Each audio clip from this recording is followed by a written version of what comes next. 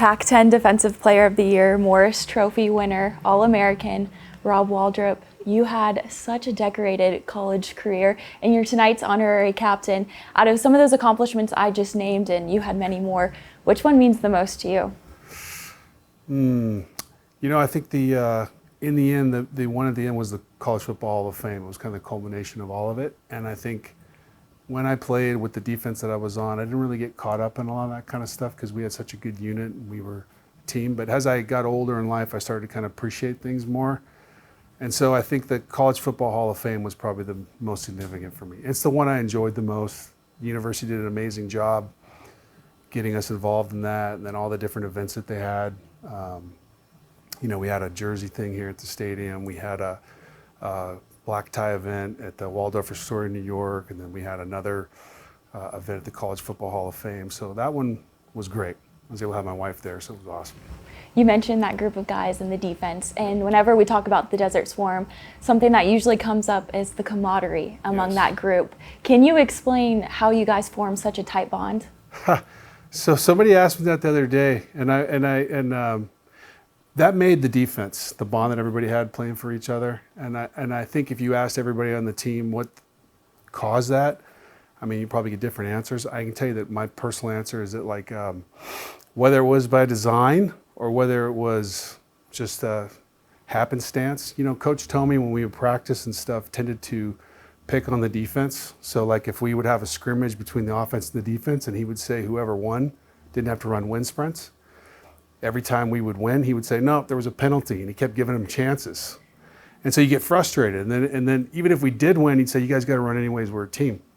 But if you turn it around and the offense had won, they didn't run with us. So it kind of drove us together, and it caused a lot of adversity for us, but it also brought us all together.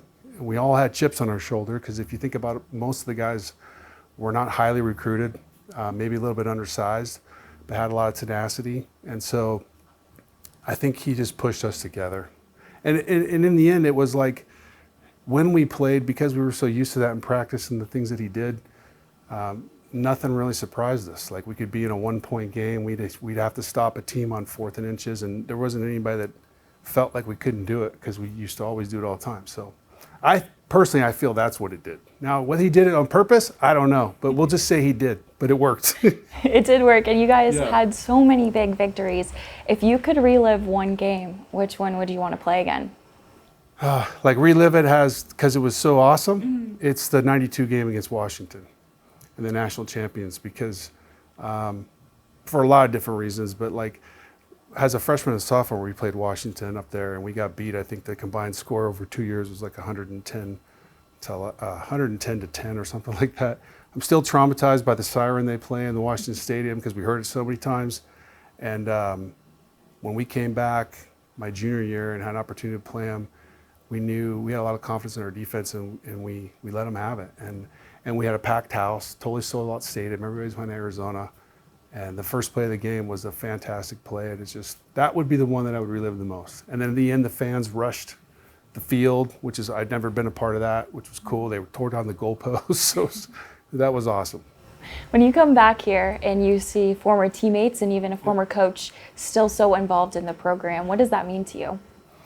Well, it means a lot, because it's about our history, right? And trying to keep us together and not forget our lineage and where we come from and all the great things about this program and the city and the fans. And keeping in touch with the guys that live closer, because I'm currently living in Virginia.